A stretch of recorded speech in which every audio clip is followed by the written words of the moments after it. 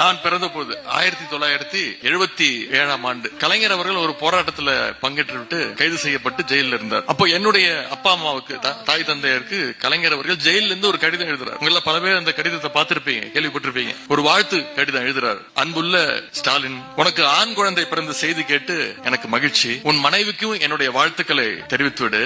1953ஆம் ஆண்டுல திருச்சி சிறையில 6 மாத தண்டனை பெற்று நான் இருந்தபோது நீ கை குழந்தை.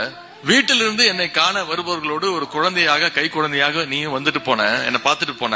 இப்போ 23 ஆண்டுகளுக்கு பிறகு 1976ல மிசா கைதியாக ஓராண்டு நீ சிறையில் இருந்தபோது நான் உன்னை பாக்குறதுக்கு அப்பாவாக ஜெயிலுக்கு வந்துட்டு போனேன். இப்போது உனக்கு பிறந்திருக்கிற என்னோட பேரை என்ன பாக்குறதுக்கு நிச்சயம் ஜெயிலுக்கு வருவான். இந்த அனுபவங்கள் எல்லாம் எவ்வளவு இனிமையாக இருக்கின்றது பார்த்தாயா?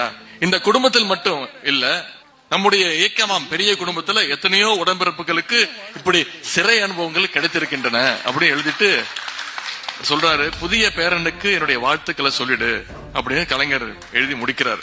எனக்கு இப்படி ஒரு வரலாறு உண்டு.